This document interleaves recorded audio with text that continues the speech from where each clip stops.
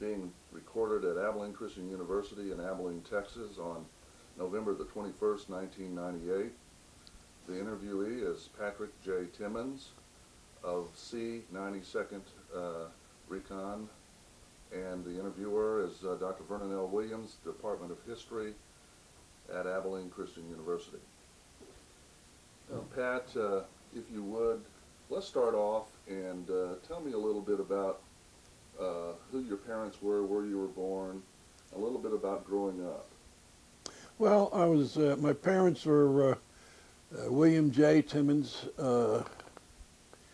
He was born in Ireland. My mother was Annie Tighe, Tighe, and she was born in Ireland. And they both emigrated to America before they met and married. And I was born in Arlington section of Kearny, New Jersey, which is, and a year after my birth, my father moved to East Hanover, New Jersey, where we had a farm, and I worked on the farm until I was drafted into the Army. What was the date of your birth? December 3rd, 1924. Mm-hmm. What about school? Where did you attend school? Well, before the Army, I attended East Hanover grade school, grammar school. And then, frankly, I didn't go to school until after the war again. What do you remember about the 30s and the Depression growing up there? Well, I remember it was hard. My father had, in the good years, I believe in the 20s, he was a superintendent of construction in New Jersey. He told me about some of the buildings he built. Then he had lost that job because there was no building, I guess, around the 30s. So then he went to work for a factory in Bloomfield, New Jersey. And what I remember about the 30s was it was very hard. He had to work hard. My mother died when I was 9 years old in 1933. And he continued to raise us from that point on. I have had one brother. He died in October 1982, and 5 sisters. 4 of them are still alive. The other one died in 1986. The oldest, my oldest sister. The Depression was hard. Sometimes there was very little food in the winter. In the summer, we had our own farm, so that was pretty good. We had fresh tomatoes and corn and items like that for food. It wasn't, in the summer we were pretty well. In fact, I worked pretty hard the last years before being going into the Army. I drove tractors and stuff, and I suppose you'd say I worked so hard that I was only about 135 pounds and very skinny. In fact, I have a picture of myself in the Army uniform when I first went in. I'm not sure if there's a 12th Division patch on it, which shows me very skinny. And when I left the Army, and I was 160, I think. I had gained something like 25 pounds. I guess the Army wasn't as hard work as the farm. Could you give me, just for the record, the names of your brothers and sisters? Well, the oldest was my sister Mary Bernadetta Timmons. The second oldest, who was still alive, was Margaret Teresa Timmons. The third oldest is Annie Marie Timmons, which incidentally was my mother's name, Annie Marie Timmons. The fourth oldest was Catherine Rita Timmons, and the fifth oldest was Elizabeth Bridget Timmons. My brother's name was William Joseph, the same as my father. He was junior. Well, tell me what you remember about where you were and what you were doing when you heard about Pearl Harbor. It was a Sunday. I don't think we heard about it till that evening because we were out. And in those days, when young kids and stuff, you're not in listening to radios or anything. We were out either going somewhere. I can't remember what I was exactly doing that day, whether I was out with friends or, we were in the country style, which locale, East Hanover then was all country almost, and quite large farms. And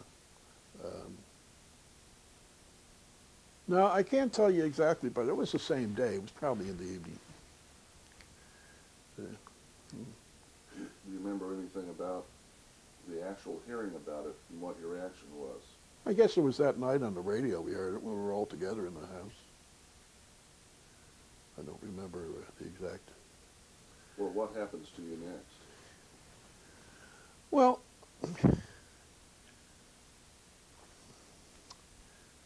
as I remember as a kid, I could drive. I started driving trucks and cars around the farms about 12. I was driving a tractor a lot to do the plowing and cultivating the farm. Um, I know one thing, that before I went into the Army, uh, this man came around and asked us to do aircraft observing. In those days, they had what they called the aircraft warning service. And what you did was go up and spend voluntarily. The volunteers were supposed to go up and spend about 2 hours uh, observing any plane that flew over or in the area. Even if you didn't hear it, you saw it in the distance. You had to call into a central uh, reception room somewhere. I don't remember exactly. And you called them in, and then I did that for about a year. The tower, the station we were at was like a tower on the grammar school property, and my shift, I remember it was I believe 3 a.m. to, well, I guess it was 3 hours because it was about 3 a.m. to 6 a.m. in the morning. And if you didn't report for some reason or another, they knew you didn't report, because I remember one day I didn't report a certain plane flying over because it wasn't over my head. It may have been in a distance away from me. And I was called back and asked why I didn't report it. Probably told them I didn't know it. I didn't know it was there. I don't remember that. I remember the answer to the callback, but the exact facts I can't give you. Okay. What happens next? In other words, how do you get to the Army? Well, at this time I was working working on the construction of an airport about 7 or 8 miles away. It was called Caldwell Wright Airport, and it was used for military planes. And then after that, I remember the draft notice coming. Of course, we had to fill in this. I can't remember when. I can't remember the dates when. And I think I was told I was officially in the Army on April the 26th, 1990. I mean, excuse me, 1943. But I had a week's time to report, and that was May 3rd, 1993. And a lot of the fellows around me my age, in fact, my next door neighbor, Pete Macamento, he went into the Army with me. And we had to travel about 10 miles to the railroad station in Madison, New Jersey. And we got on the train there and went to Newark. And if I recall correctly, in Newark we were given a full physical. Clothes off and everything. Then we're put on a train and sent to Fort Dix, New Jersey. Where in Fort Dix we were processed for 2 weeks, I believe it was. Again, medical, some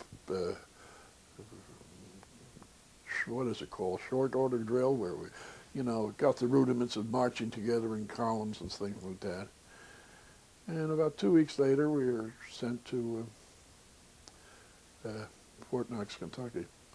And some of the things I remember there was, well, going back to the aircraft warning, the way we got it was, we were just kids, a little bit ignorant of what goes on. And the guy that asked us, he said, if you don't do this job, we can draft you into the Army. Little known that he couldn't. I mean, he had no authority at all to do anything. But anyway, we took the bite. And actually, in the end, we thought we were doing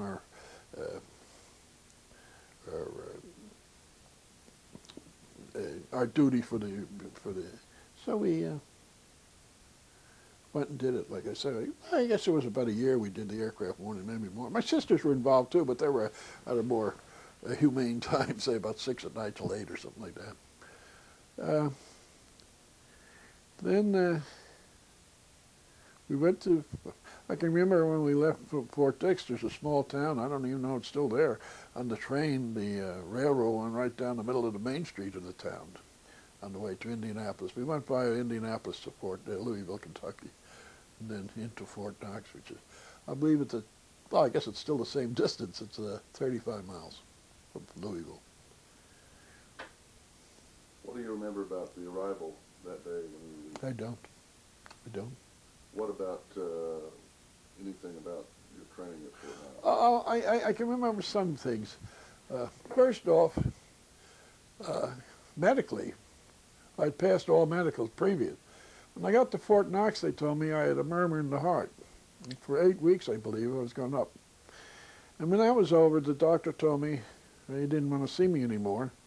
And I asked him why. He said, well, I'll tell you. He said, you may live forever, or you may die on the spot. So I thought, thanks a lot, for that. But actually, as it turned out, I really never had a heart problem. The other thing, there's a section of Fort Knox, which is out in the wild area of the mountains, called Misery Hill and Agony Hill. And those hills were roads that went about, in my memory, it's about 1 to 3 miles, one down and the other up at the same angles, and those angles were steep. And occasionally we go out to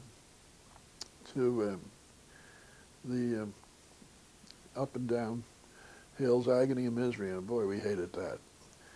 Other things about it was I remember the tank driving course. I loved it. I loved the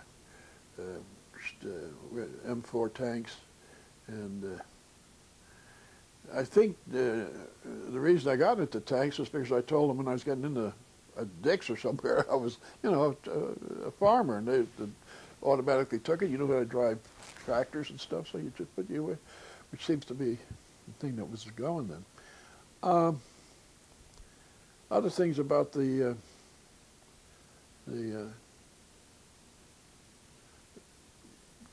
basic training in Fort Knox was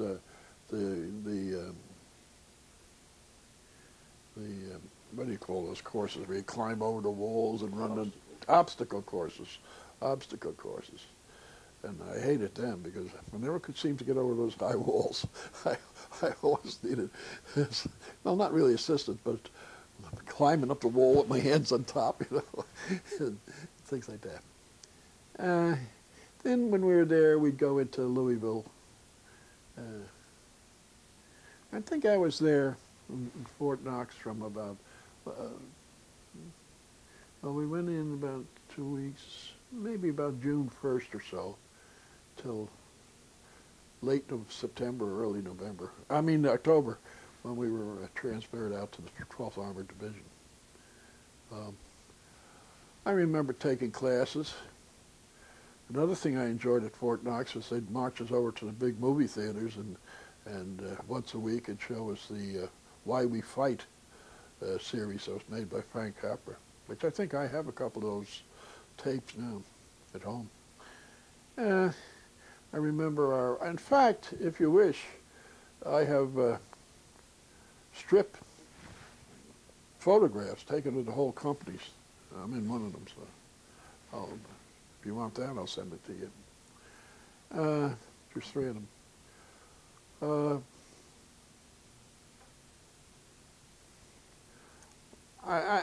In my notes, over the years, sometimes when I remember things, I'd write down the names of the people I was with, and maybe when I go through all my effects, I'll find these notes and fill that in. Then, what else? Of course, we did the usual close order drill then, and the field exercises, which we call problems, and field problems, they'd call them. I remember once going into Louisville, and I believe the training period ended at noon on Saturday, and you were supposed to be back at midnight on Sunday. So I went out on Saturday afternoon. I forget where I stayed in Louisville, but on Sunday I came back to the barracks area earlier. And as I walked into the officers. You know, it's funny, I can't even remember the names of these rooms that they call them when you walk in, the clerk's room or whatever. The sergeant was there, and he just accepted my pass back in, but the captain was there for our training company, and he was a little martinet. And I remember him saying, "What are you doing back here?" And I said, "Well, I just didn't feel like it. Give that man next 3 weekends no more passes." He wanted to penalize me for coming back early. But when he left, the sergeant, "Don't worry about it. You'll get a pass next week." I can't say much more. I'll refer back to it if I can think of any memories. But, What about your transfer to the 12th Army? well, then I remember we went on a Louisville and Nashville, the L&N, to Tullahoma, Tennessee. And in Tullahoma, Tennessee, they trucked us out to an open field where the rest of the division was. And it was a dewy, cold morning. I believe it was in October. And they made us strip naked, and we were freezing, shivering. And the doctors examined us again. There was always examinations. And it was there that the doctor who examined my heart said the guy up in Fort Knox was crazy. I never had anything wrong with my heart. And to be truthful with you, after I was discharged in the Army, I made an application, and they wouldn't accept it. They did accept it for my teeth, though, when I left. I had some dental work to be done. And, at Fort Knox, at the Tennessee maneuvers, I enjoyed it very much. I enjoyed the Tennessee maneuvers. The country, the Tennessee state, I believe, was beautiful. And I can remember scenes in my mind, like we'd be up on mountaintops looking down at I remember one highway we were looking down at one evening. It was getting dark. It was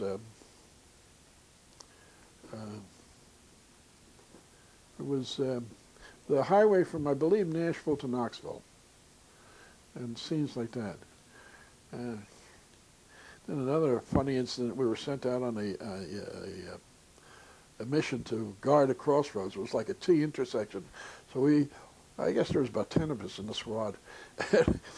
We sat there in the ditch, like, just sitting there watching, making believe that something was coming along. And this little girl came out. As I remember her, she was very cute. She was about 15 or 16. She came out, and I don't know what she was up to. Of course, I was a little... She'd march back and forth, of course, trying to make contact with us, but march back and forth in front of us at that crossroad. We couldn't order her off, you know, or anything like that. So she just marched back and forth, but none of us ever took the bite. So after an hour or two, she went back to her place. We didn't see her again. But it was little incidents like that was funny. What about, how did you end up in the 92nd? Just, I don't know.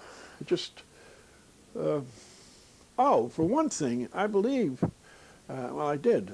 I felt that the tank driving was too up on my frame in kidneys, so I asked for a transfer out of the tanks, and that's where I ended up. That's how I ended up in the 92nd. There was an extra unit available, I guess, that they needed men or something, but I was told I was in the 92nd. And I believe when I went to Tennessee maneuvers, the designation was 92nd Armored Reconnaissance Battalion. I think it was a little bit later, either later in the maneuvers or later in the when we were at Camp Barkley, that they changed it to Cavalry Squadron Mechanized.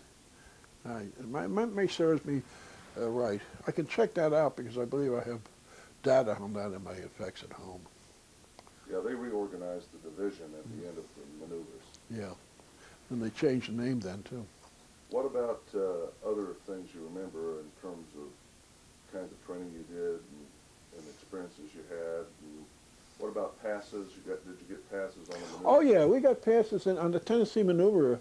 We used to get passes to Nashville, and they'd drive us in by truck and bring us home by truck.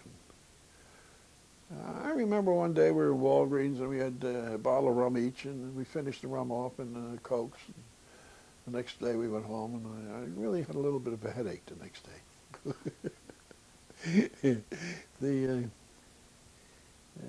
The passes were routine, regular. How did the people treat you guys in Nashville? Good. I thought good. Uh, they, I can't remember any incident or anything that they were either disrespectful or unkind or.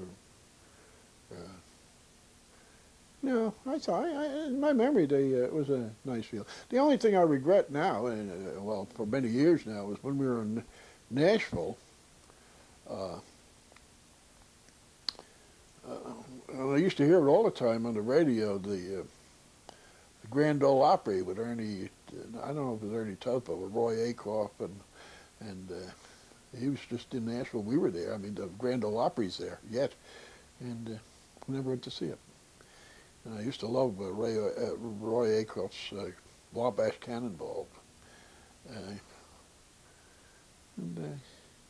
Yeah, so that. And all my life, for some reason, I was interested in buses, and I used to observe the Greyhounds coming in, the different companies that was Greyhound owned, and how they come in from far out places and park in the station. The type of buses we used to have to come in from they had that came in from like old rebuilt trucks, stuff like that. And then at Fort Knox, I remember they had, I'm going to skip all over because back in Fort Knox, they had, I think, one World War I tank, the huge ones with like the tanks over the body and back.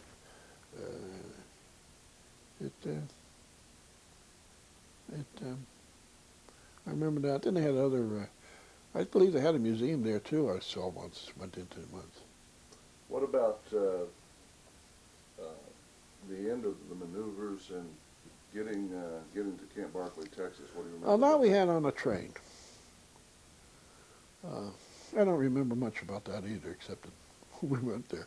It was all passenger car stuff.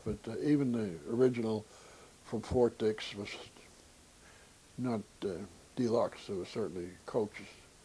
And from maneuver area, I don't remember where we entrained, whether we had trained at Tullahoma or whether it was in Nashville or anywhere like that. What do you remember about your impression of Texas when you got here? I don't remember at all. Later on, we used to call it the AH of the world because of the extreme heat. When we got to Texas, we were brought directly to, or maybe we were brought into the camp by train. I can't remember that because there was railroad tracks in the camp, so I don't really. I know we embarked for Camp Shanks, New York, later after the training when we were certified to go overseas on the campus, on the Army base. We didn't go out of town on that one, so they must have brought us in. Like I said, it was hot, and at times we go into the shower and turn on the ice cold water and stand under the ice cold water in the shower for about a half hour to cool off, or at least it felt like cooling off to us. Another aspect of that training was when we wore our fatigues. There were the green fatigues. At the end of the day, they'd be white and stiff from the salt coming out of our body. And they would be stiff from the salt. That's how intensive some of the training was. The problems were. We'd go into the problems and we'd have to do them. I remember one day we had a scouting mission, and I think it was 6 of us, and there was a couple fellows from Texas there. And it was also not only a scouting mission, but it was a water discipline mission, in which they gave you what do you call them, of water, and that had to do you for the whole day, and it was hot. I mean, really hot. So finally, with no discipline, we'd probably finish that off early in the afternoon, the water, which was ahead of schedule. We shouldn't have. And we were so thirsty that there was puddles of stale water, which one of the guys from Texas just kneeled down and spread out like he was on his stomach and put his mouth into the water and drank it. So did we. We followed him. Going back once to Fort Knox, I remember one Friday afternoon we were supposed to have a bivouac out in the forest about 10 miles away. And it was a really hot day then. And we had a forced march. The 10-mile march was a forced march. I think we were supposed to do it in an hour. And I just about made it. When we got to our tent area, the campsite in the woods, I just collapsed and lay there for about half an hour. I think it was the whole training unit, regiment or so, hundreds, half of them did fall out. They fell out in exhaustion and heat. And later that evening, we were all assembled together, and I believe it was the colonel came and gave us all hell because he said they were fakers. They were trying to get out of the Army. Of course, the officers were riding by us in jeeps, and we had to do the Lincoln. And that's not against the officers, just the way it was done. And I remember that well. It was. You remember anyone in particular close to you that by the time you get to Barclay, any relationships you've developed? Oh yeah, there was Joe Coyle from Philadelphia. They were my buddy. In fact, they were called. We were called the Gold Dust Twins. But then there was a lot of that palship going on. There was. I believe there was another Gold Dust Twins unit, and a fellow by the name of Worth and Burley. Burley's name was B-U-R-H-L-E. I'll tell you a little about them later when I get into the further story. So, other things at Camp Barclay was, like I say, there was three squads for a 24-hour day. We had I believe each squad did it 8 hours, but it was broken up like 2 hours, then you went off duty for another 4, and 2 more hours, went off duty for another 4. There was the third squad, which was the one that ended in the morning, which had the day off. It was the next morning. They had the next day off. But Coyle and me was in the same squad all the time. I think we were always in the same, because I remember it seems frequent that we wouldn't take it and go back to the barracks for the training day. We'd go over to the service club in Camp Barclay. Sometimes we'd see some people over there we didn't want to see, maybe a lieutenant who was directly over us or something. Then we'd have to back off to a back room or a game room or something, or hide until he'd leave. But it was fun. Then at Camp Barclay there was the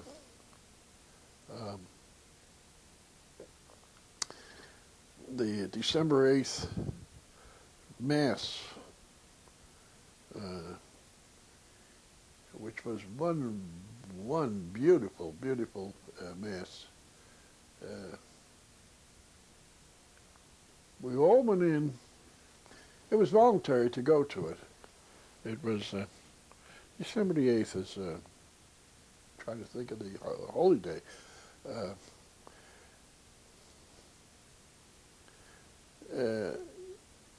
We'd all go in full dress uniform with even our helmet liners on, and carrying our rifle or carbine, whatever it is. I don't remember what I carried.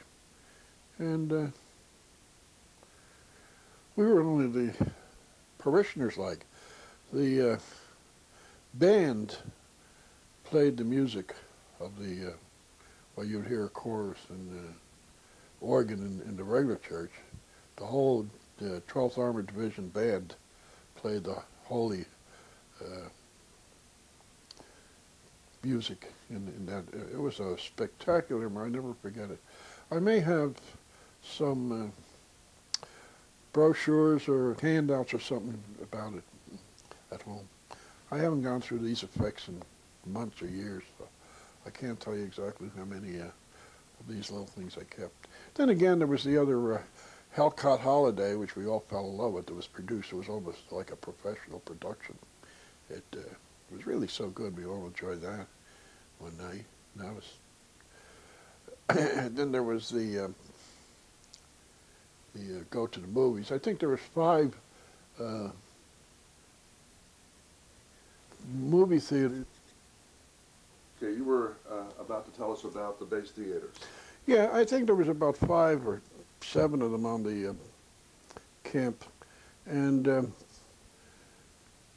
the starting times for the theaters were staggered because I believe the service organizations that got them from Hollywood would get only 1 copy or maybe 2 at most. But at any rate, the scheme was that in the first theater that had the movie would start at, say, at 7 o'clock with the first reel. After that reel ran out on the projector, he'd wrap it up and give it to a messenger. The messenger would bring it to theater number 2.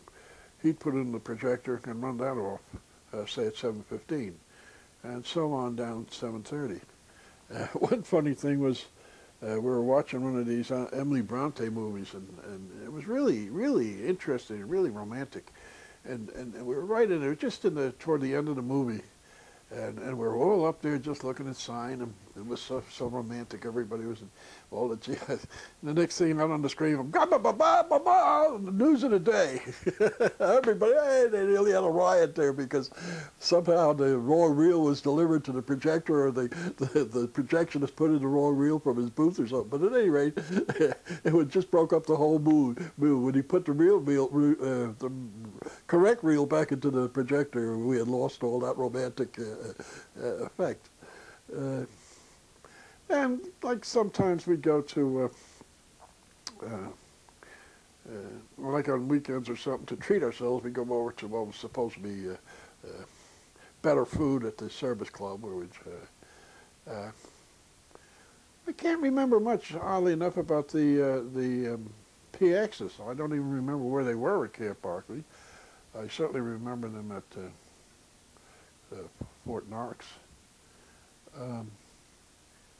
And they had 3-2 beer, I remember that. They give you big quarts in the quart size. They'd sell it to you in the quart bottles. It was 3-2 beer, which was not supposed to get you high. It did. Then we come into Abilene and treat ourselves. I remember well a little restaurant, I forget where it is. I don't remember much about Abilene at all, in which they sold Southern fried chicken, and we used to love that. Southern fried chicken, a beautiful biscuit, and honey. And that was a real treat we'd have. I believe the same place sold beer. We'd have a beer with it and stuff. I also remember at night from Camp Barkley, I thought it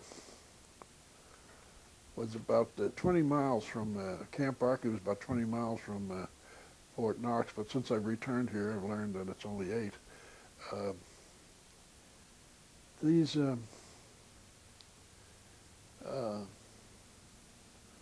That I could see at night the lights of Abilene in the distance. You could see at night. Also, in Abilene and in Camp Barkley, I remember going up back into the hills and doing again what they say problems. You know, the command was lay out different plans and tell you how to obtain this objective, or you had to win that piece of the territory, and it was all done. And they'd have actually neutral referees, and this wasn't often, but they would send in observers that would rate you on the accomplishments. And actually, you never even realized they were there. They're just off watching, and you wouldn't even know they're there at times. In Camp Barkley, we also had to undergo the crawling under barbed wire that was set above us. And I think it was only about 18 inches or 24 inches above our backs. And we had to crawl on hard scrabble ground with little rocks and pebbles and stuff all over. It was really rough. And I think it was 50 yards wide. You had to go under these. And everybody had to do it. And there was live either 30 or 50 caliber bullets, live bullets fired above your head, straight across your head. Um, Sadly to say that about a week or two after I went through it, uh, another group went through it, and one of the machine guns lost its moorings and fired into a soldier and killed him. And later that week, they transported his body past our barracks. And we didn't stand outside at attention, but we stand outside to observe the funeral dirge as they brought him to the railroad train to bring his body home. There's more about it. It's I had nothing to do with tanks after I'd left Fort Knox training. It was all really passengers in jeeps or in the armored cars. What kind of job did you have? Tell you the truth, I had, on my MO, I had drivers, like M4 tank drivers, M5 tank driver, truck driver, the heavy truck driver, the jeeps. But I think I was equivalent to a scout, I guess if you call a reconnaissance unit, or an infantryman, really, because actually when we got into combat, when they didn't have infantry, they used us. Forget the scouting, get in there and fight. That was the training we had. Do you remember anything about a long-range field problem where you went down to Brownwood and fought another division in a mock battle? Now that you mention it, it seems to have been, but I can't exactly say. Yes, I think we did have to do it. I think maybe that was one of our final, quote, exams with that other division. Down at Fort Hood, I think it was. Fort Bowie. Bowie, was it? It may have been, but I thought it was, yeah. Okay. But then it was known as Camp Bowie. What about the... Oh, excuse me. I don't wish to interrupt you, but it was also at Camp Barkley that we were told about the removal of General Brewer as our commander. I don't remember, although I read it since about who replaced him, I don't remember in actual life the news about him being installed. Tell you the truth, when we heard it back at Camp Barkley, we thought that he was demoted, because I think they told us then that Brewer was reduced to a colonel. I'm not sure if that's true, but at least I remember that General Brewer was reduced to his regular army rank of colonel. In fact, most of the regular army sergeants, and as I know it, were all, for World War II purposes, advanced, promoted to lieutenants and officers. And then the new ones coming in were, okay. What about the reaction? Do you remember any reaction at all about the news of Brewer being removed, relieved? Yeah, I think it was just something like, if I remember, I don't remember any particular reaction, but I think it was just a laugh and says, well, good riddance or something like that, you know. I don't think he was well respected by the troops, really. I can't verify that in any way, but it just seems to be in my memory. What about getting ready to go overseas? What do you remember about that? Well, I remember that we were told weeks in advance, approximately when we were moving out. I believe we moved out in the end of August 1945. And we had to pack everything into wooden boxes, and we had to mark them TAT, which means take aboard transport. And then they were filled into boxcars, and we didn't see them again until, I believe, Europe or England. Yeah, I remember that quite vividly. We had to put in, not our own personal things mostly, but stuff that the instruments and the guns and I remember having to grease all the guns thoroughly so that the seawater wouldn't corrode them or anything. Yeah. And that I remember pretty well, the take aboard transport stuff. And I guess they were put into the hold of the ship when we went. Yeah. What happened next? about the in training.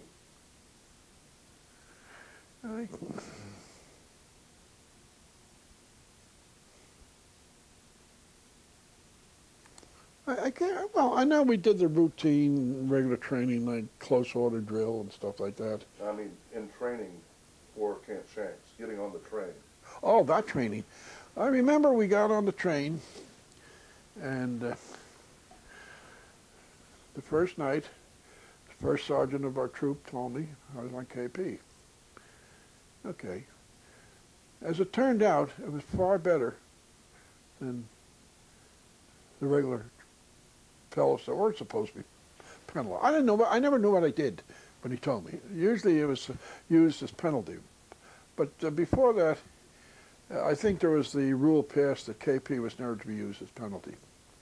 Maybe a month or maybe a week before that. I don't know. But I know he used it as penalty on me and a couple other guys. So it turned out to be really good for us, far better than he anticipated, because the train, as I remember, was made up of passenger cars, coaches, and a long one. And in the middle of it was the kitchen. And the kitchen, the mess. And the kitchen had a shower. And we were on KP duty for the entire trip, which I think was 4 to 5 days to Camp Shank. And as I know it now, as I remember it now, it was go through Oklahoma, Kansas, Iowa. I believe we went over to Chicago and then out through that way to Camp Dixie, to Camp Shanks, which is really on the border of New York and New Jersey. I believe it's Orange County or Rockland County where it was. At any rate, it was a real treat for us because there was about 4 or 5 of us that were in the kitchen as KPs, and the regular crew, the regular chefs on the, well, they weren't chefs, but the cooks, was real kind to us. And each of us had a shower every morning. No other on the train could take that shower, just us KPs. When it came to non-feeding anybody, we could open the railroad, the boxcar doors, and we'd sit. The train would come into a little western town.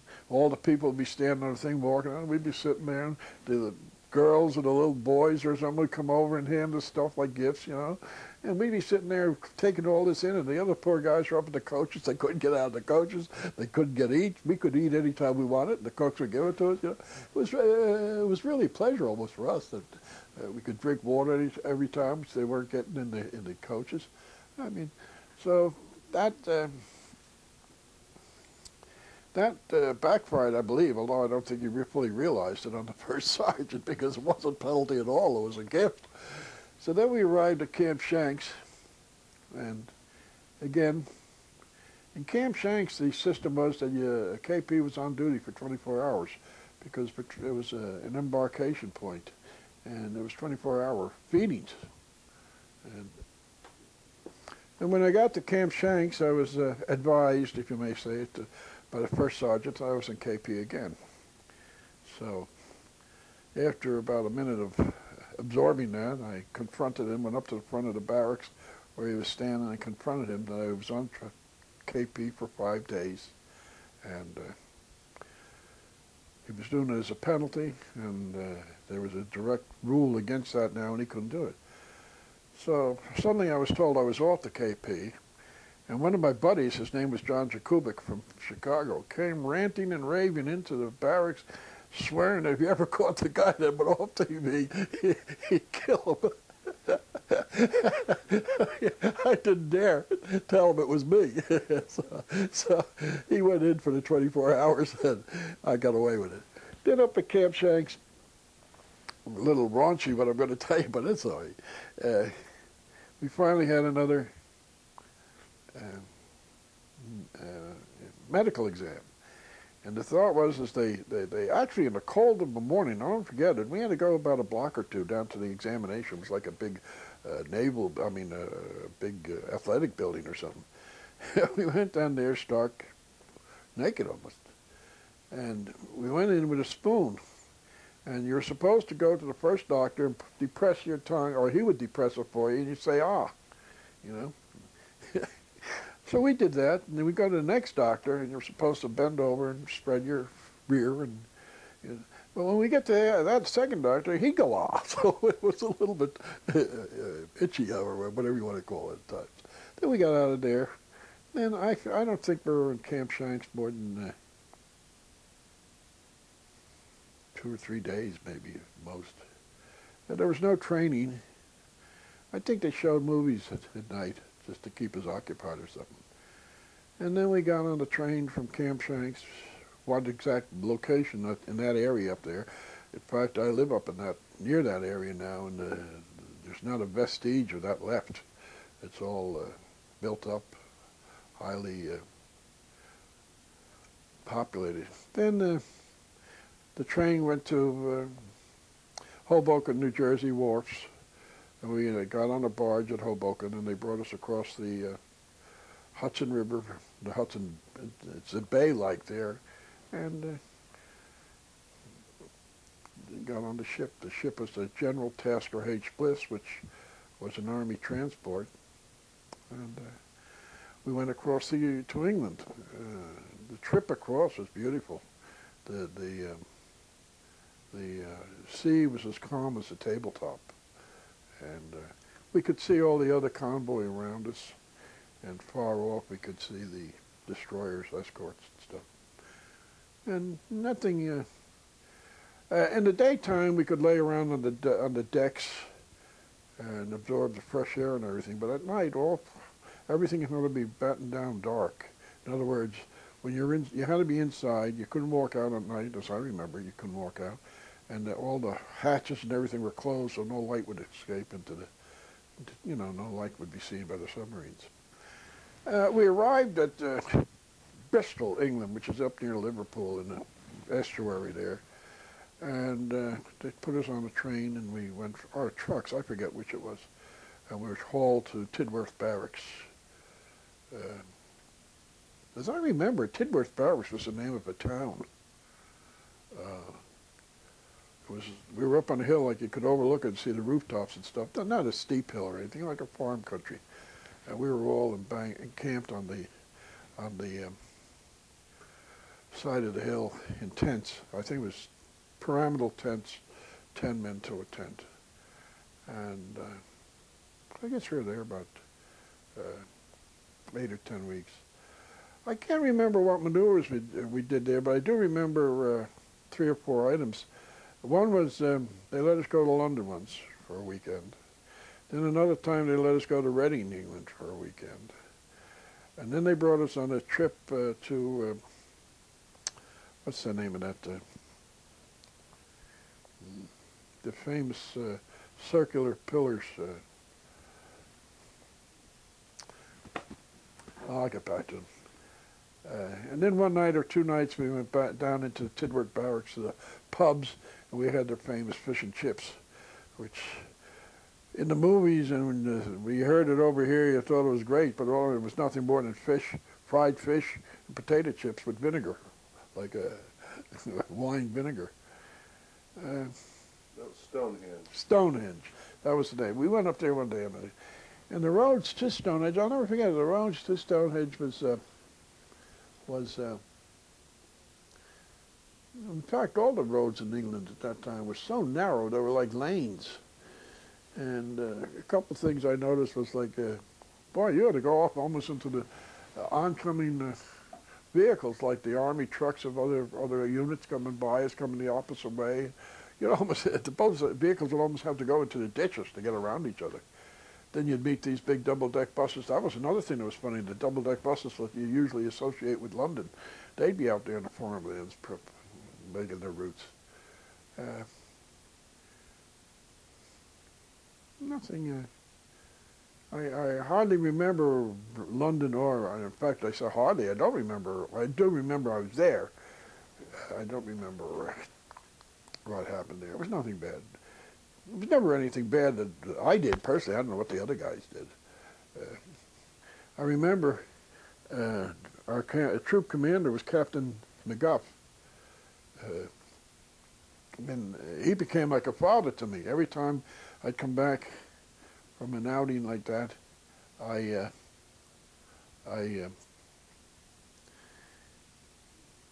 he'd come to me and he'd say, "Timmons, did you do anything wrong now? Did you drink?" "Yes, Captain, just a few beers." "Okay. Did you have sex?" "No, Captain, I didn't." "Okay, if you do, you take care of yourself." Every time. He never did to another soldier. I was only 18. He was about 30, I think. And then it was cold.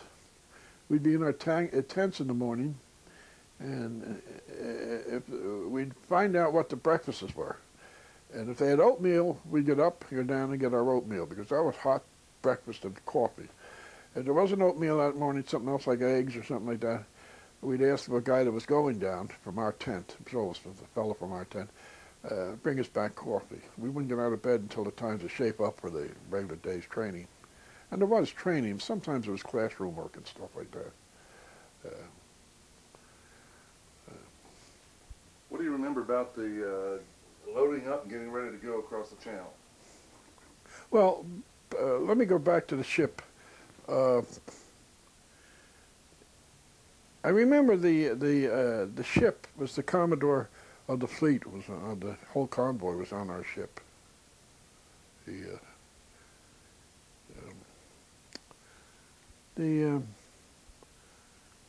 Well, again, it was the same thing. I'm not sure that the boxes and stuff was take aboard transport or something like that. I don't think that designator was put on. I don't really think even that much stuff was boxed, because we got on an LST, the landing ship tank, and as I remember it, we were ready to go into combat, and I mean, the minute they laid the landing gear down in front, the ramps to get out of the thing, we were ready to go. We had our the backpacks on and everything. I think it took quite a while, 8, 10, 12, maybe more hours to get from we embarked at Southampton, I believe it was. And then the LST brought us across. It was quite choppy, the English Channel. I guess it was more than the English Channel. It's out toward the sea. To Cherbourg Peninsula. We landed at Cherbourg. Again, everything it seemed to me in memory was at night. It was dark. We landed there. And the next 2 weeks we patrolled the Cherbourg Peninsula to make sure the Germans. At that time, everybody was out, but there were still individual pockets of Germans and stuff left in all the places the American Army had taken. And we still had a patrol around there to see if there was any enemy. After that, we proceeded east into France, toward Germany, and as I remember, we did not go. Well, this I do remember. We did not go into Paris. We went south of Paris, and it seems to me, to the left of us, some miles away, I remember a great white mansion like was in Versailles, and that was only a glimpse as we were passing it. We went by our tanks and trucks and jeeps and peeps and everything else, scout cars, armored cars. We weren't transported by train or anything. We went by road. And we went first into combat some miles east of Paris, our unit. What do you remember about that? Well, the first night I remember, it was dark, it was night. We were brought up to the battle line. We didn't know where the Germans were at that particular time. And ahead of us, the M4A3 tank was a Ford-engine tank. It was called it was a 550 horsepower built-up Ford V8 engine. And they never had, on any of the tanks, but especially on these, because these were gasoline engines, they never had mufflers. They had what they called flash deflectors. And these, when the engine was roaring, there'd be fire actually coming out of the exhaust. So they didn't have any mufflers on the thing, but they had these flash reflectors, which killed the flame, and you couldn't see them at night. You couldn't see them in the daytime either. And this tank was roaring through the night, and I'm saying, "You idiots! What are you making so much noise for? We're here in the battle line. Why are you trying to draw the Germans' attention and stuff like that?" But it kept going. Finally, halfway during the night, it ceased. I mean, it was going from point to point. You could hear it traverse across the area. The next thing I remember was a day or two later, we came to a side of a hill where there was grape arbors. And we were going up through these grape arbors to the top of a hill. We came across a young fellow's GI American's body. One leg was shot off. He was face down in the mud. I think part of his body in front was decomposed. And I forget who was the first one on him. I remember standing over him looking at him, and they took his wallet out, and it showed all his, he had many pictures of his wife and his beautiful pictures. I think he had children. We were all sad for that. It really impacted us that this. Then they put his wallet back. We never removed a personal thing from anybody. Except the Germans, if we found a, medal or something like that, we might take it. But an American, there was like a code of honor among them that you never take the personal stuff. Then there was later arguments, like you'd come across, in combat, you'd come across a tank which would be burned out in front. You could see the driver and the assistant driver in the middle with just charcoal forms. But in the back was good, and they had all kinds of F rations and C rations and ammunition and stuff. And we thought nothing of taking the government issue stuff like those C rations and everything, but nothing personal. If it was personal, it stayed with the tank. And that was it. But even in our group, which I didn't ascribe to, even in our group, there was men who didn't even want to take the GI issue stuff. They said it was there. It's not. Just everybody gets it. So we just keep a little bit more supplies. I mean, these men don't need it. They never probably even knew they had it because it was just GI stuff. F rations, C rations, gasoline maybe in carts, cans, maybe blankets or something. That was all GI issue. But anything that was personal, no, you left it there with the body. So there was one time, I forget when, it was in the fall of '44, in which we did have a day or two off from the combat area, in which I went to visit my brother. I believe we were in the barracks. It was the old French barracks at Saint-Avold, France, which is east of Paris, and he was in Nancy. And somehow, I don't know how we ever got the communication between us, but I knew he was there, so the commander, my troop commander, let me off for the day, I think. I went up to visit my brother in Nancy. He was in the field artillery of the 3rd Infantry Division. And then, about November or December, I guess it was December, we were sent on a mission, what was called Severn Gap. And at the Severn Gap, we advanced to a field, as I remember, and to the right was a hill going up on the right in front of us, and it was like a valley, and in the valley was a road going straight down between the valley and a river, and the commanding officer ordered a scout, and 5 of us were picked, and the leader of the scouting was of our squad was Sergeant Howard Fiskus from Omaha, Nebraska. Correct. He was from Pocatello, Idaho. We called him Flicky, Fisky.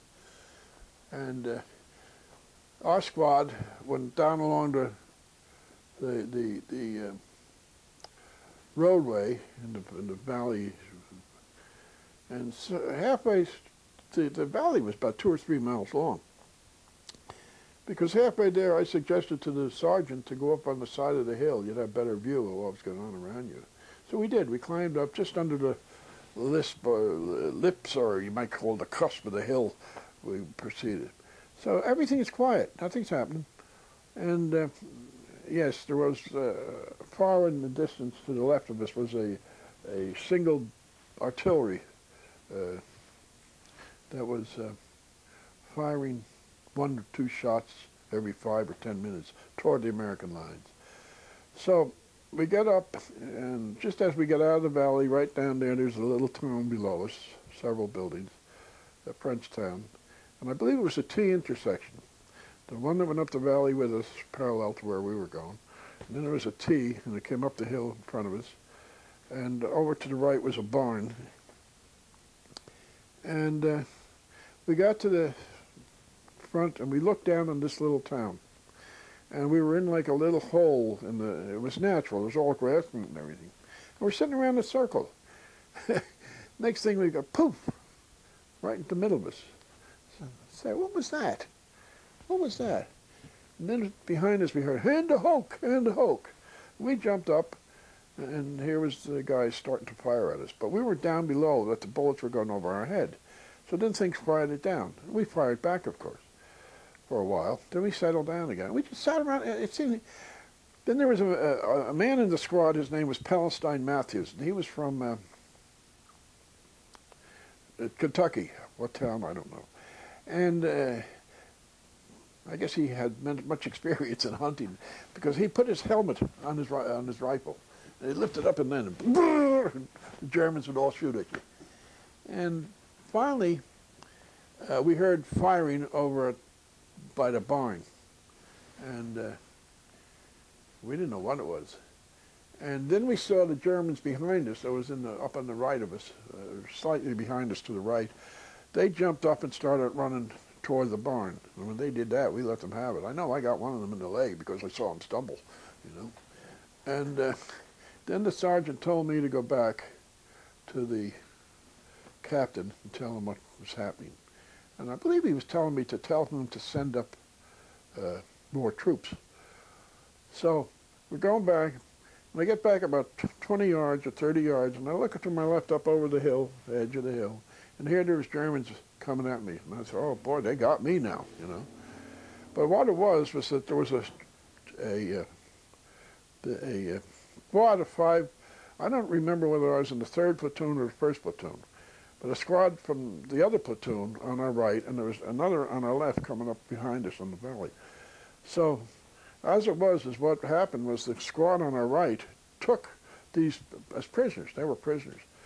And they asked me what I was doing. I told them I was going back, so they didn't want to come all the way back either. So they stayed with the Fiscus 4 men.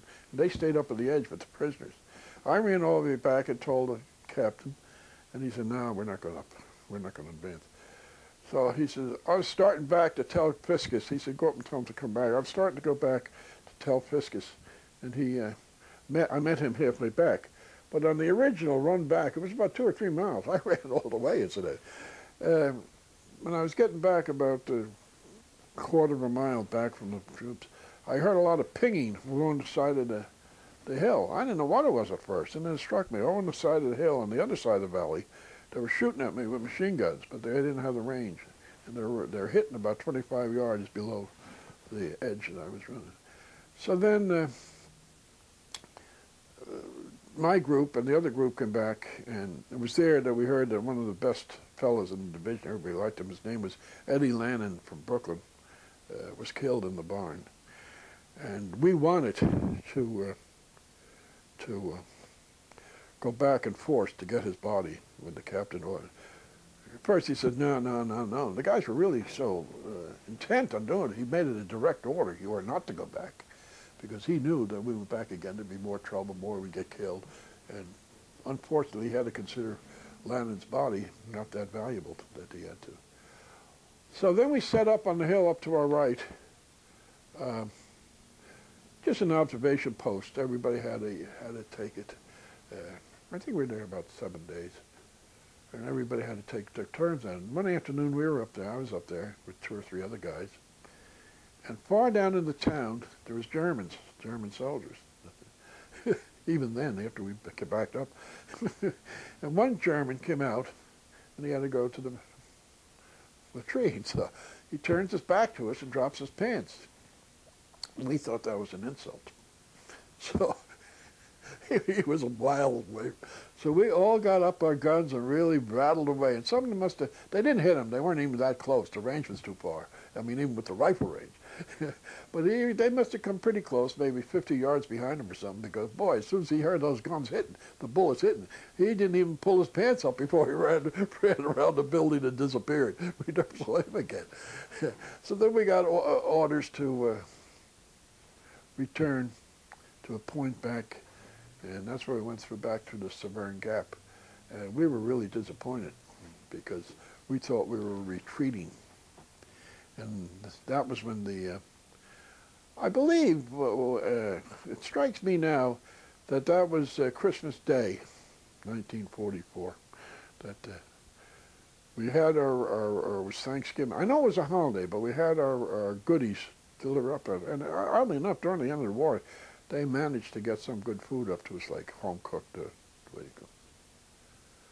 And another aspect about that fight was, all during the war, I shouldn't say, was it was so cold in the winter at times that, like in in Camp Campbell, when you dig foxholes, you'd get down about maybe a foot or so just to get your body into it. But when you were in combat, you went down 6 feet. And that wasn't for safety. Well, it was for safety in a way, because the deeper you built, the less chance an artillery shell or shrapnel would get you, because you were down below the arc of how it would go. But the second reason was warmth. The deeper you went into your foxhole, the warmer it was, not being up on the ground. So that was one adventure we had. Another adventure was after we were, well, I can't tell you any specifics about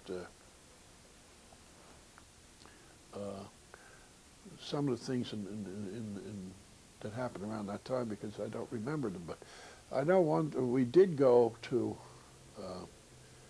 the Colmar Market. I'm not sure whether we went to the Colmar Market before or after Hellesheim. It would have been after. It would have been. Hellesheim comes first in early January. Yeah, okay. I think the Battle of the Bulge started in December, because we had heard about the great advance. We thought we were losing the war. In fact, many times we thought we were losing the war, because we saw more American bodies strewn out than we saw Germans. But actually what it was the Germans picked up our bodies and ran with them. We didn't. I mean, we didn't get to them in time. The Americans took good care of the fallen soldiers when they had them, when they found them. I know we're at Sargamines. I can't think of any incidents.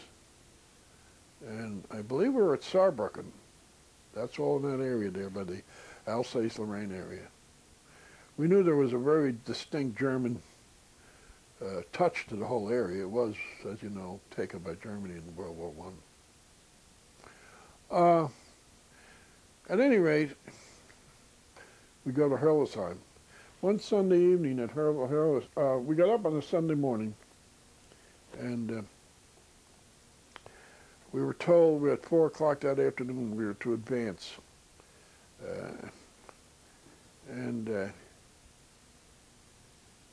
We were going to be on an operation that night. So about 4 in the afternoon, it was a cold, wintry, cold Sunday, like the sun was coming. We were brought out in full force to a point. Now, the town I now have learned that we were in when we got there was Rohrwiller, France. And about a quarter of a mile to a half a mile toward the Rhine River was a canal. And beyond that, about another half a mile, maybe not that far, was a river. And the canal came around parallel to the town of Rohrwiller, circled around, and went straight toward the Rhine River. And this river, the second river, connected with the canal at a junction point about a half a mile in front. There was a straight road from Rohrwiller to Hurlesheim, I guess, and toward the Hurlesheim bridge. I mean the Hurlesheim town. And at 4 o'clock in the afternoon, we were told to line up at the mill. And the theory was, the engagement was they were to proceed to the second river. The mill was at the first canal. That was not engaged. But at the second river, which was about half a mile in front of, or maybe not as far, we were supposed to line up on that river and defend the bridge over that, because later in the day or the next day, the tankers would proceed and they wanted easy access. They didn't want the bridges destroyed by the Germans. So we started out at night. It was dark.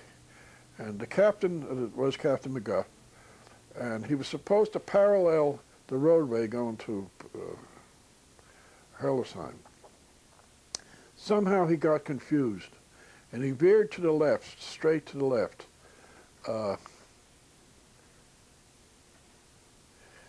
Halfway down, or maybe 3/4 of the way to the bank of the river to defend. On the right of that road was supposed to be D Company, D Troop for the same Recon. At any rate, they weren't involved at all. What happened was the captain got somehow disoriented or confused, and he turned left. And instead of setting up on the banks of the river, which we were supposed to do, and incidentally, the river wasn't that wide. It was more like a brook, about 10 or 15 feet wide at most, maybe longer. Finally, he gets to the bank of the river and crosses it. It was frozen. The canal. He got to the bank, and then he decided, and we even thought it was a funny position. Something struck us, you know. Then he knew that he was wrong. And he made an angle about 45 degrees from where he was facing, I guess it would be south. He made a 45-degree angle turning back north to go to the bank of the river, which wasn't too far away at that time. It was about 100 yards. And he was up in front, and just when he gets up almost to the bank of the river, the Germans on the other side of the river let go with the pistols, their machine guns, and they hit him, and he went down. And he was on the bank of the river. And he was moaning there. And we all, of course, took up our positions facing that area. And we were still back far from him, 50 yards or so. And at that point, here's where I give the training in the United States a good, they knew what they were doing. At that point, the Germans shot up a flare. And believe me, it seemed like it was there for a century. And it seemed like it lit up like daylight. Of course, it didn't either, but it felt that way when you were under it. And what I say is how good the training was. When we were in training, they told us, freeze. The minute you see a flare go up, whatever position, if you're standing, don't drop. If you're standing, stand still, that's all. Don't move, never. And I remember I was in like a crouch, like a tackle on a football line, just bent over, and the flare went off. And I crouched there. Not a thing was ever done to us. I don't even think the Germans saw us, because even in the flare, everybody froze. There was no movement. At any rate, the flare went out. The captain was now told in English by the Germans to proceed down the bank of the river and across the ice, and they would take care of him. And they were. He did start to proceed down into the river. And I believe he was on the ice of the river when the captain, he couldn't have been that far down because he was hollering back, somebody, no, he never contacted us. That's right, he never did contact us. At any rate, two of our men, Bob Hanovan, he was a radio technician, a T4 sergeant, and Sergeant Nolan, Johnny Nolan, got up and ran up, and they got a Silver Star for this action. They went down into the riverbank and dragged the captain up. They dragged him about 10, 15 yards from the riverbank toward our troops. Again, they started hollering back, somebody come here, somebody come here. Nobody seemed to get up. So I just jumped up and ran up to them. And the captain was then lucid, and he said, hello, Timmons, and he was moaning in pain, of course, and everything else. And the other two told me to go get a stretcher. The only reason I didn't know where there was a stretcher was back at the mill, which is about a half a mile away. And I ran back, And there's a man back there by the name of Erkki Turula.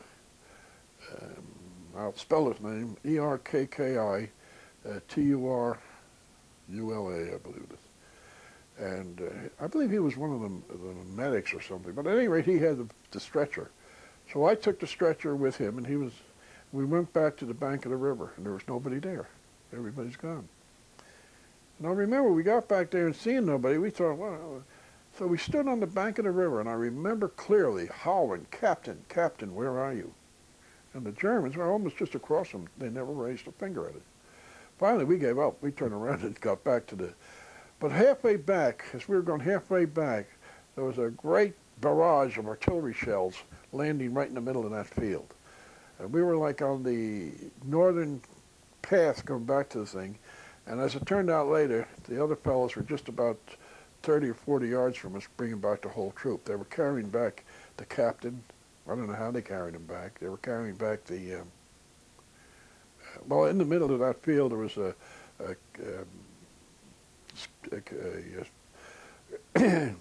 one of our M8 armored car driver, Benny Thatcher. He was from Ohio, I believe. He was killed by shrapnel. I think the shrapnel went right into his brain.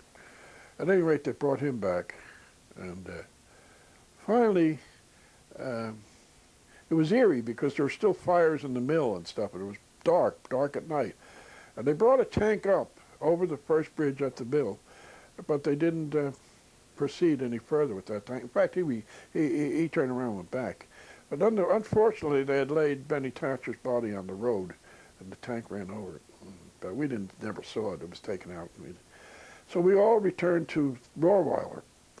And the next day, the captain was gone to the hospital. The next day, the first lieutenant in command was then Ellery Likens, and he was ordered to go back and attack across that field. He gets, I guess it was Combat Command R, because we were told that there was a general on the other end who ordered him to make the attack, and the field was as level as a tabletop. And because of our experience the night before, we knew that all we had to do in broad daylight at 4 in the afternoon, go out and stand in that field, and we were going to get killed. There was no chance that we would have gotten out of there. And Lieutenant Likens was telling this commander, this general, I guess it was, back at CCR, that what the situation was, and he still ordered him. Well, I guess God was on our side, because just at that moment, the commanding general of the 12th Armored Division came in to the headquarters post where they were radioing, excuse me, and General Roderick Allen. And he heard the situation, and he ordered Likens not to proceed, not to attack. He overruled the other general, which was fine with us. I guess that was on Monday afternoon. On Tuesday afternoon, the captain of our Likens again says, "We want a squad. Here you go. Here's the volunteers." One of them was Timmons. The other was, I think, John Jakubik, the guy that was in the kitchen up at Camp Shaggs. The third was, the leader was a corporal by the name of Spike Simons. We go back to the mill and start down around on the ice of the canal. And I'll never forget this. When I got onto the ice, I went right through it up to my belt. And I had these winter heavy suits on, like that was like leather on the outside. They was almost like what. And I got soaking inside, and I never felt it. Just never felt it because of the intensity of the thoughts that go on the scout. So we went all the way down around the canal, and each about 5 yards apart. And when Simons got up, Corporal Simons got up to almost about 10 yards from the intersection of the canal and the river, he turned around and gave us a motion to go back. So later on, we asked him why. And I tell you, it was the silence was deafening there. We asked him why, and he said it was too quiet. He said, "I knew something was wrong with it being too quiet." And as we were coming back around the canal, a great barrage went down and fell on Rohrweiler. And it so happened at the time of Rohrweiler, at that time in Rohrweiler, the officer, I guess the Lieutenant Likens, ordered the troops out on the street.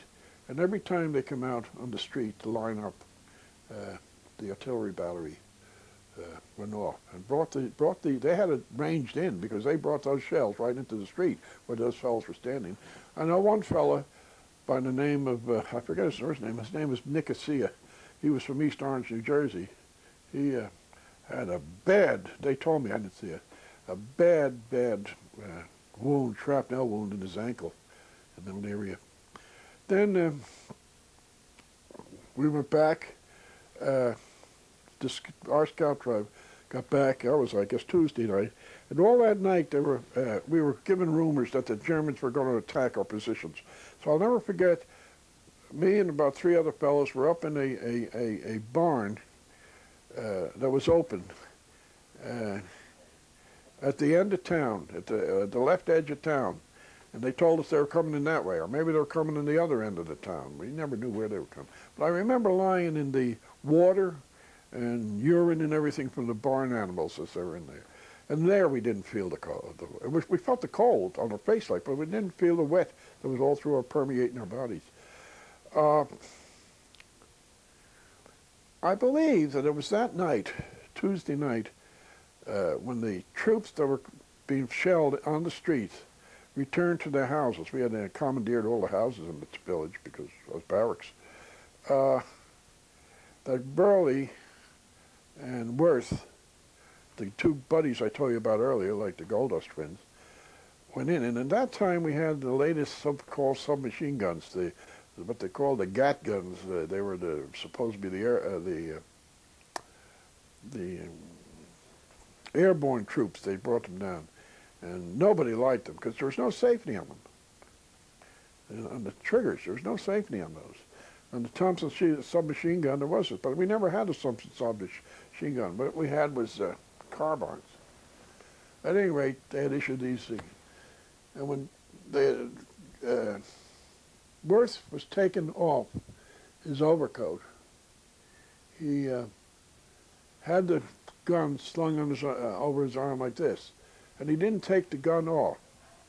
And when he was taking off the thing, the trigger got caught in the brass buckle of the coat at the back.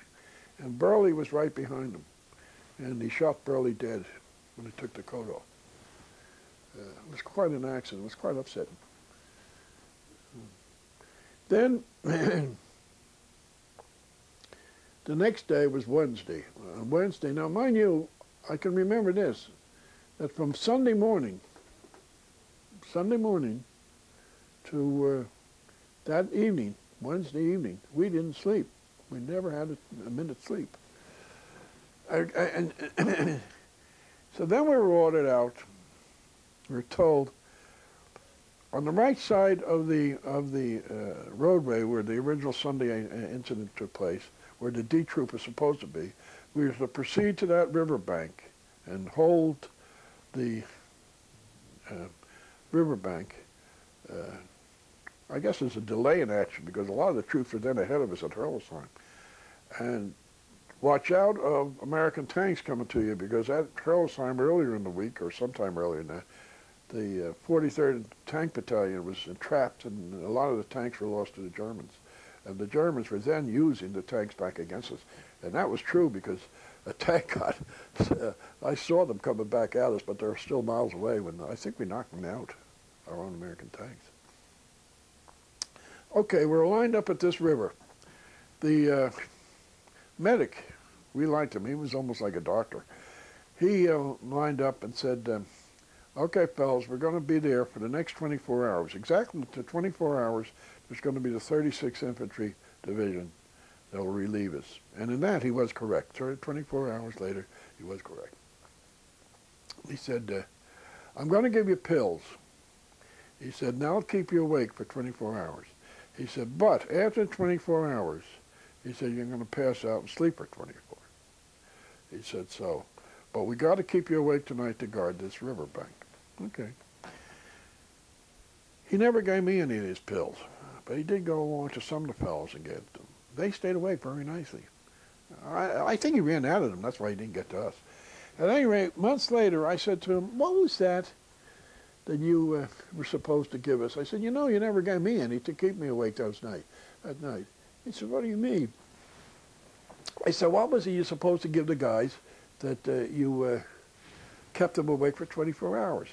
He said, oh, that wasn't Benzodrine. He said, well, Benzodrine would keep them awake 24 hours. I said, what was it? He said, aspirin. He said, but the psychology of him telling them that it kept them awake, and all they had was aspirins. But at any rate, I can remember well two things. We were told during the night, if anybody comes toward you, shoot. Don't ask questions, just shoot. So I guess about 3 in the morning or so, we were there. I mean, when you're there in the morning and tired, even the trees seem to move toward you, you know? So here we see a squad coming toward us, and something told us not to fire. Something told us, don't fire at these guys. They don't look like Germans or something like that, you know. And as it was, coming back and across the riverbank and right up to us was our own Sergeant Fiscus again, leading some of the men, the scouts or the officers who were supposed to take charge of the 36th Infantry Division, and showing them that when he comes. Yeah, he was violating his own rule. Don't come in the front because shoot, they'll crush his ass. But anyway, it was.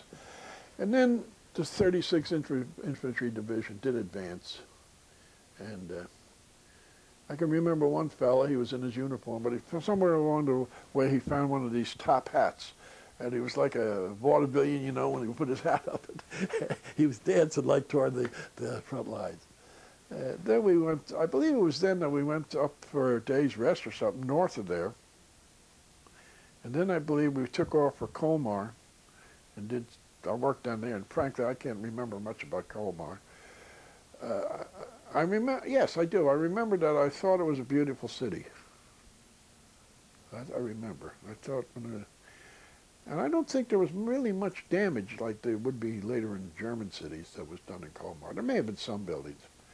So then we... Let me ask you a question or two here real quick about Herlshine.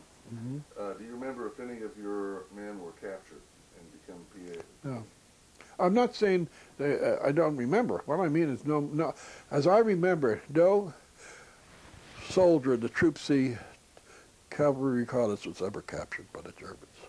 What about, summarize again any of the casualties that you remember from Troop C? Well, Captain McGuff, Benny Thatcher were the 2 deaths. Nicosia was the ankle injury. There was other ones there, but I can't remember them right now.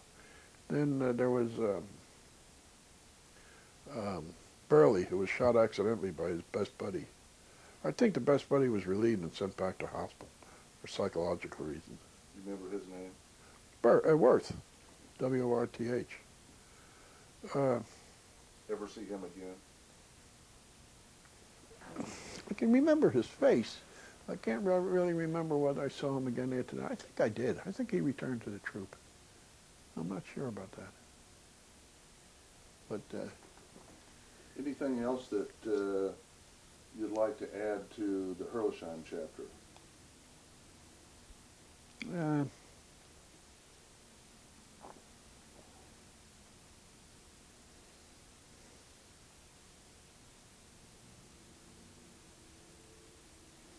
No, I told you about running back to get the stretcher with Erky Tallulah and coming back and shouting on the river.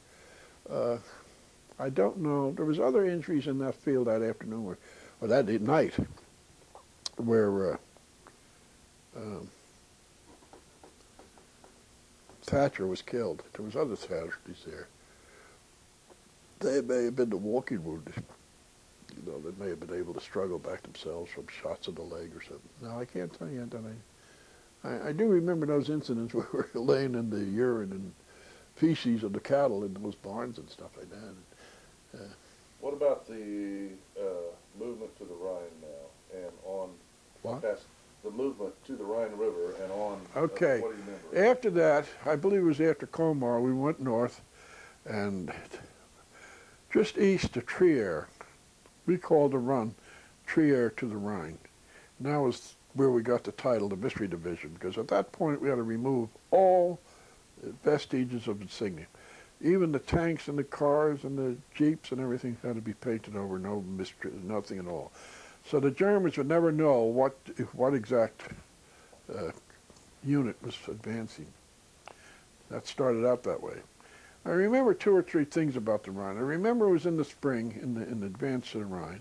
And some of the days were warm, and we were proceeding pretty fast. And as I remember one beautiful spring day, we were on the top of a hill looking down. And Europe is all hills and valleys and stuff, not great ones, not mountains or anything, but like Jersey, I guess, or Texas and parts of them. And it was a beautiful summer day, like it was a spring, it wasn't summer, of course. And I'm looking down at a town, and the radio in the armored car next to me, I think it was Hanneman's, Bob Hanneman's, was playing, I guess it was I'll compare it to a civilian band. It wasn't a radio channels that was between the troops. And what it was in England, they would transmit to the underground of the French different messages. But they were always encoded. We didn't know what they meant, but they go something like this, and I remember this name well. Hello, Remo, hello. We have no messages for you today, but tell Cousin Albie that something is going on. And they knew what that meant, you know, stuff like that.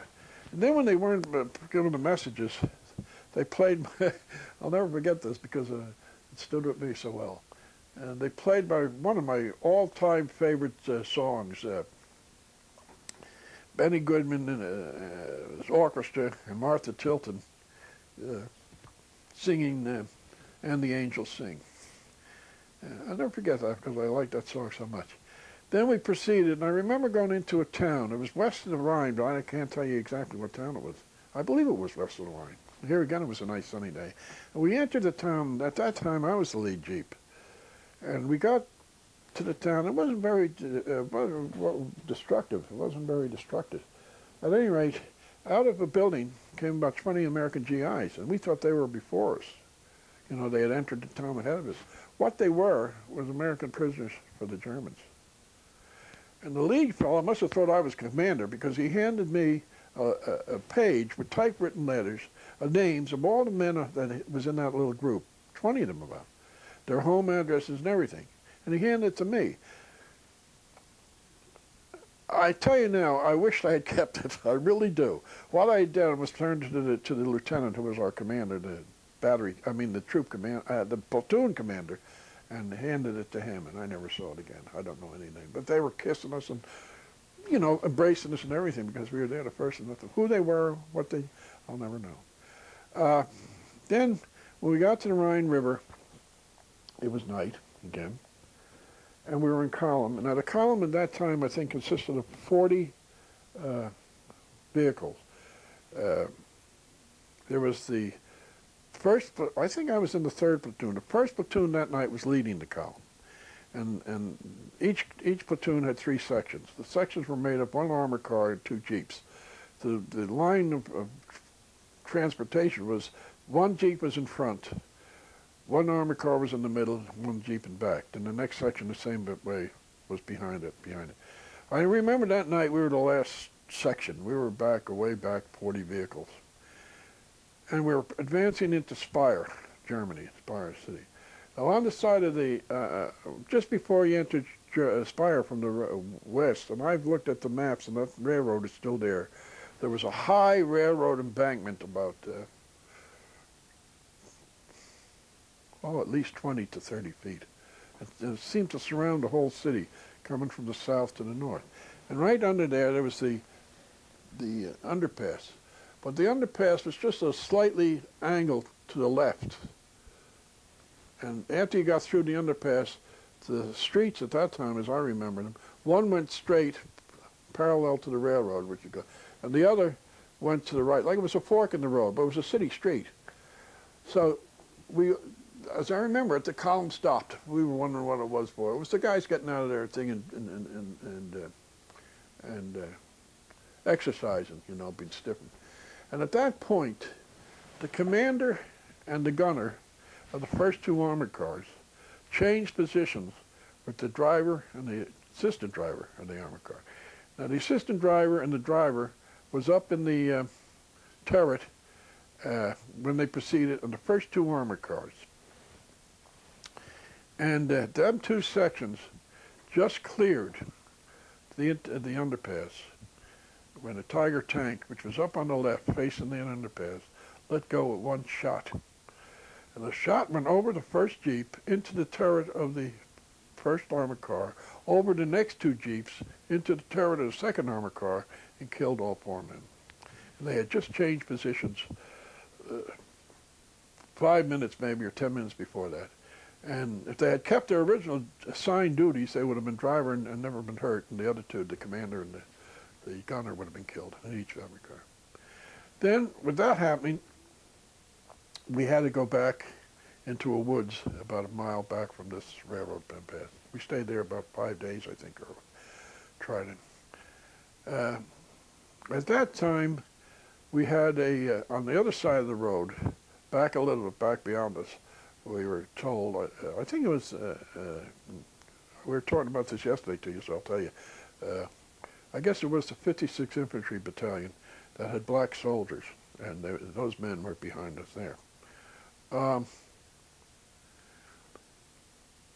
We didn't do much, as I remember, we didn't do much trying to advance the spire, because I think we were waiting for the tanks to come up, and we were also hoping that the Tiger tank, and it was a Tiger tank, would be drawn out from under on the other side of the underpass into the open field, and then the engagement of the tanks would proceed. But the thing about that was that the Americans needed about 5 tanks, General Sherman's, if you will, the M4s, to knock out the Tiger.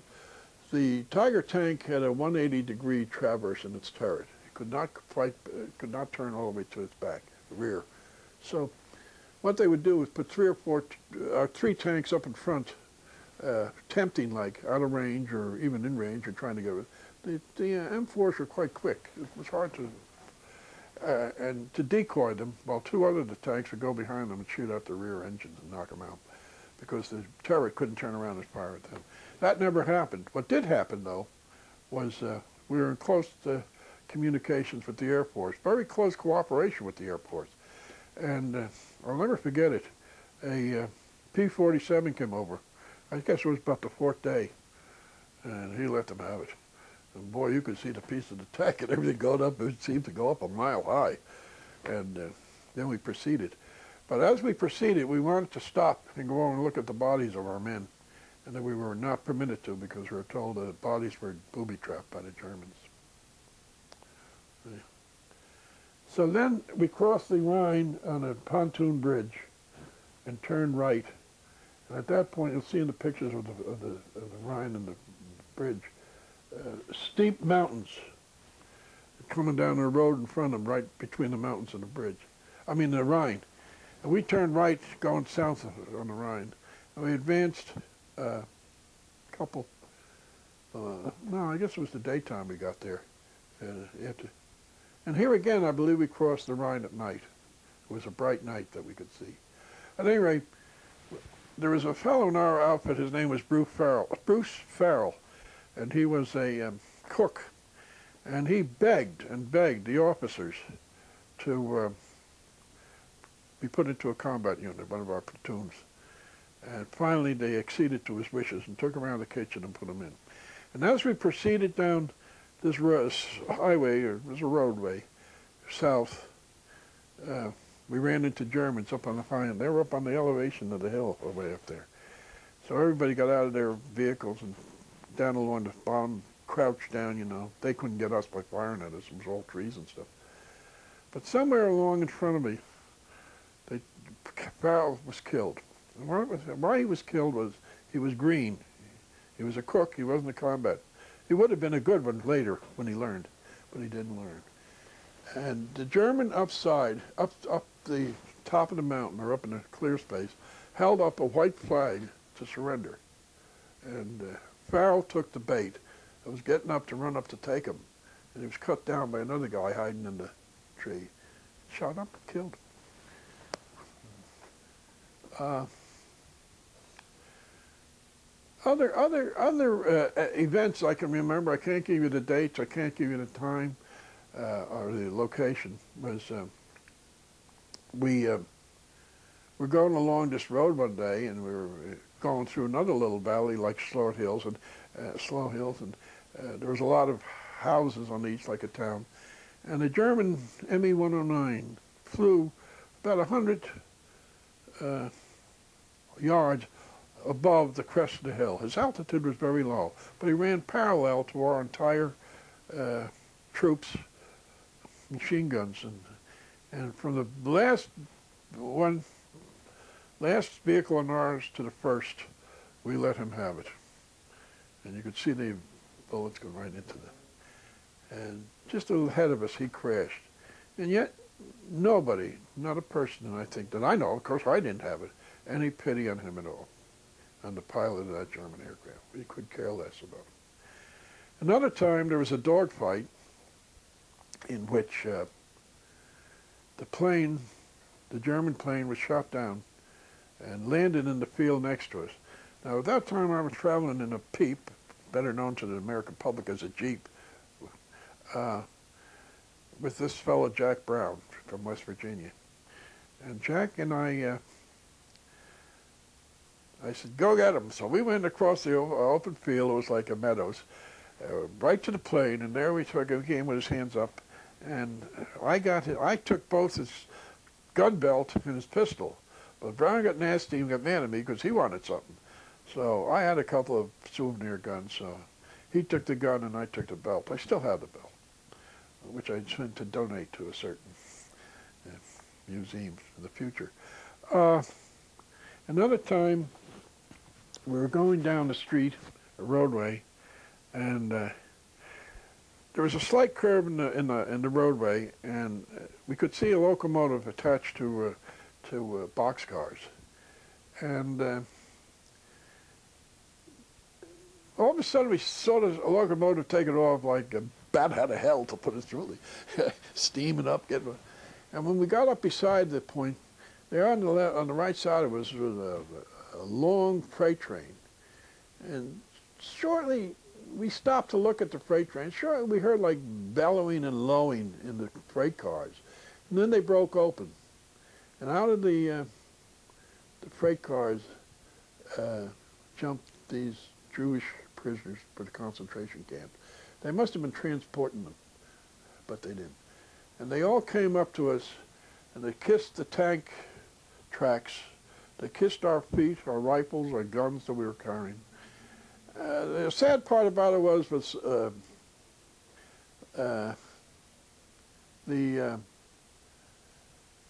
we couldn't embrace them, because later we were told they were coming up and kissing our feet and trying to talk to us. Some of them could speak English, I believe. I know they could, because actually when they first got out of the cars, we were over by them, by the box cars. We were over by them. And in the middle of the whole freight train, box cars, was a passenger car, like our American Pullmans, a day car, a coach. It wasn't a sleeper. And about 20 or 30 German officers got out of that. And one of the higher ranking officers was closest to us. And the Jewish people pointed to him and says, don't hurt him. He was good to us. So we didn't hurt him. I don't know I don't know if they did or not, because frankly, he wasn't around us. They took him prisoner somewhere and took him out. We didn't handle those fellows. After that, we heard that the Jews stayed in that area of the country and dispossessed, threw out, evicted physically the people in the German homes. However, unfortunately for them too, a lot of them killed themselves because they overate and they were starved. And when you overate, you explode almost, and they overate, and a lot of them hurt themselves that way. We heard that later.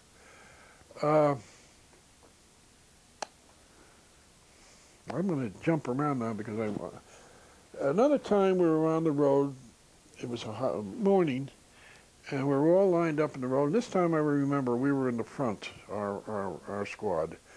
And I'm not sure we were the first, but I think we may have been the second Jeep, Peep, lined up on the side of the road. And this convoy of about one Jeep, two or three, what they called scout cars, which were really, well, they were scout cars, and a Jeep behind them. They went up in front of us about 50 yards, not too far because it was a quarter of a mile. I mean, quite far for us to see. At any rate, they went up and turned right into a lane that went over a slight rise. So I said, it was either me said to Brown or Brown said to me, "Where do you think they're going? What do you think they're doing?" I said, "I don't know. Let's go see." So we followed the line behind the last Jeep. We would turn right up the lane behind them, lower lane, and down we could then see the concentration camp. It wasn't a big one. It certainly was not huge. In fact, it was quite small. I would say, in my memory now, and my memory is dim, but I remember these things grow. I would say the dimensions were about 20 acres. We got down, and all the cars and vehicles were stopped. We got out, and out of it came a colonel. We don't know what unit he was in, but I imagine now that he was a health officer who knew about these concentration camps and where they were located. I was going out to inspect them. At any rate, we were behind him in the group, walking. And to our right, I remember, was plywood shacks. And the first two shacks, they were about 3 yards, no, they weren't even that far apart, about 4 or 5 feet apart. And there's piled stacks of the German bodies, I mean the Jewish bodies, all skeletal, all skeletal. The skin was on them, they were all skeletal. And in those first two shacks, they were the Germans, I guess it was the Germans, there was the scars of an attempted to burn the shacks. So I guess they would burn the bodies between them. Over to our left, on the ground, was a pile, crisscross everywhere, of more skeletal bodies dead. But there was live ones walking around who looked like walking skeletons too. So after we made the whole tour of the camp, it wasn't long. I think it was about, I don't think we made the whole tour. I mean, we got the general picture. It was about a half an hour.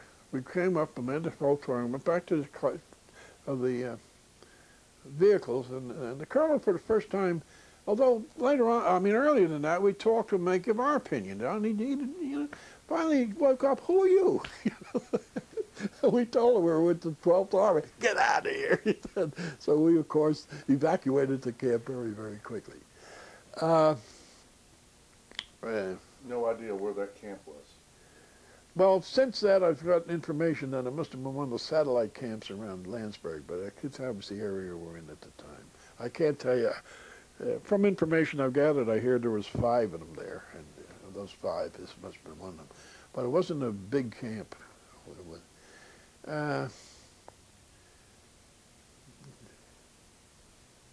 We went, as I remember it now, we went through Rothenburg, or I guess Bad Rothenburg, and that's the one with the arch that you entered the city street. It's an old medieval town. We were north of Ulm, U-L-M.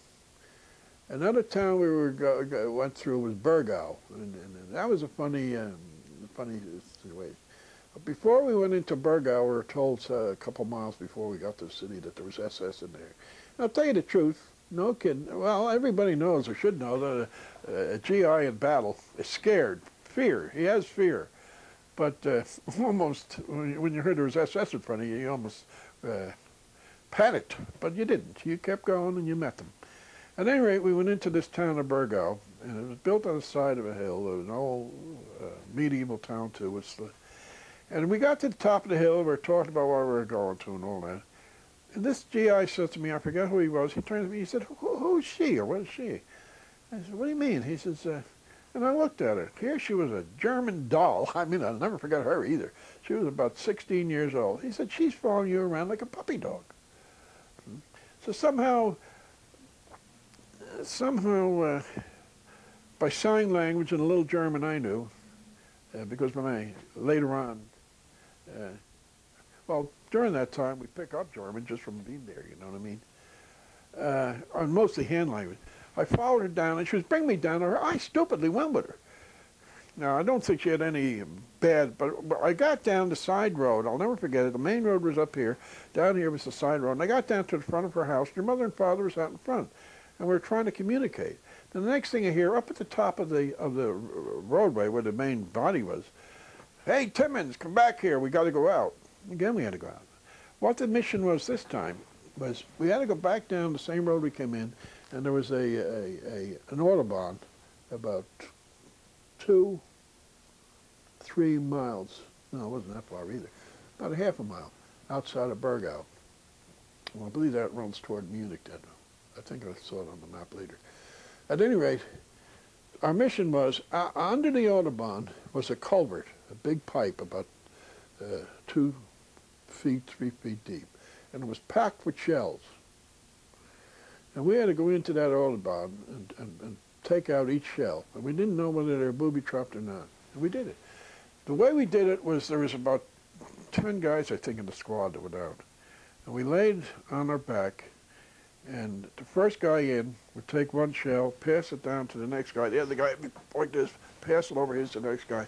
And that's the way we had to do it because it was so cramped. And each of us changed positions. So finally, like if I started out at the rear of the line, I was number one, halfway into the culvert. And I did that. I mean, we were in there. I think I picked up 2 or 3. My ball load was to pick up 2 or 3 and dismantle them so that, you almost had to like break them apart because they're almost sealed together because they're so heavy and in there. We broke them up. I hand them over. After you did 3, I think you were out, went to the end of the line again. I did my 3 when out.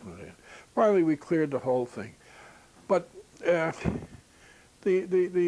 thing about that was it was a bright, absolutely bright moonlight night. And up and down the Autobahn was a German bomber, small one, but a bomber, flying up and down the whole Autobahn, seeing if the American vehicles or troops were on it. They never saw us under this culvert, naturally.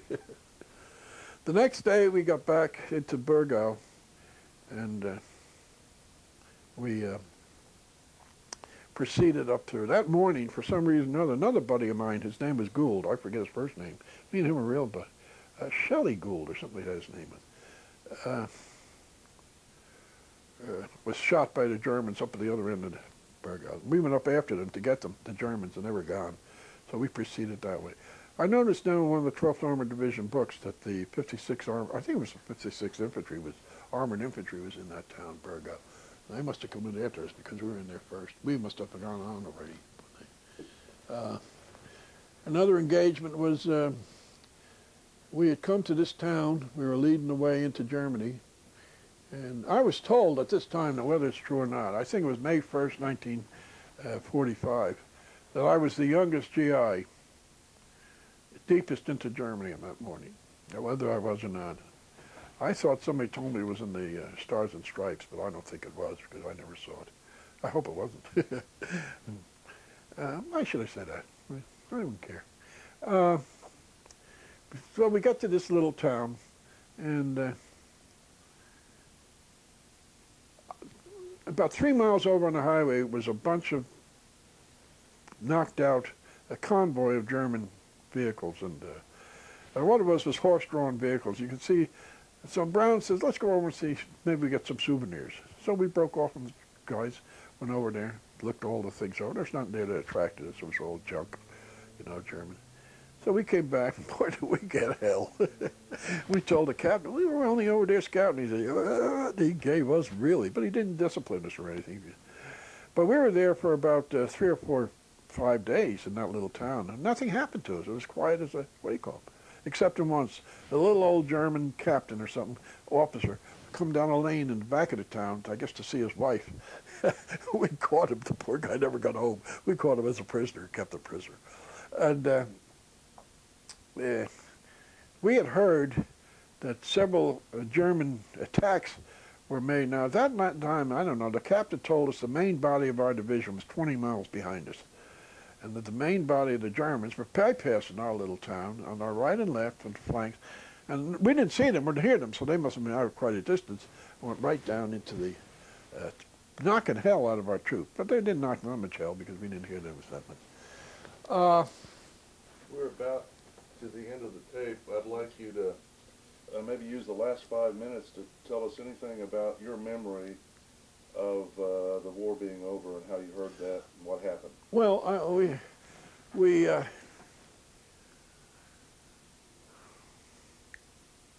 think we're in a town called Heidenheim. The day. No, we weren't. We were in another town. I could picture it, but I can't remember the name of it. Where we were told the war was over. But I think we heard earlier that it was agreed the war was the surrender was earlier, I believe, in April, that the war would end on May 8th, and that's what it did. And we were in this one town. I don't know the name of it, but we went to Heidenheim, and that's where the division headquarters was on when we were there. We stayed there only a couple of days because then we went. I remember later, after the war was over, in fact, a thing happened. We went to, well, on May 1st, I remember well, we were still in combat. We went through the, I think it's a spa town. It's called Bad Tulse. It was May 1st, 1945, and we were getting a foot of snow. A blizzard was coming down. From Heidenheim, I believe our troop was sent to Schwäbisch Gmünd. We stayed there. And I never forget that in one of the buildings there was a big room, and there was a big table in it, and we were all having beer. And we were all gathering, you know, the way fellows are talking and stuff. And suddenly there was a absolute silence, like nobody talked, for about 10 seconds. And the sergeant was down on this, Maggio, his name was, and Sergeant Maggio, and he was on the end of the table. And after the silence, he broke it, and he says, "You know, fellas, I wish the war was still on." To a man, everyone else agreed with. It was something about the combat, in fact, in that movie, Saving Private Ryan, where the heroes were supposed to have met up with him, and he refused to leave. I could well appreciate his feelings. And the whole platoon, I think it was in there, sitting at that table, agreed with him.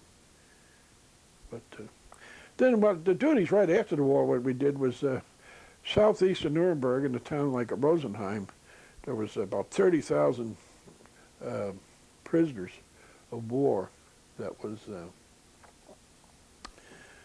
there. They were all dearmed and disarmed and everything, and there was 29 of us guarding them. And we never walked among them with a gun or anything. We just walked out among them. They talked to us, some of them in English and everything. And they were fed by great big semi-trailer truckloads, the Army had them, of potatoes. That's how they were saved. Well, that ends the tape. Thank you very much. I hope that. You want still a written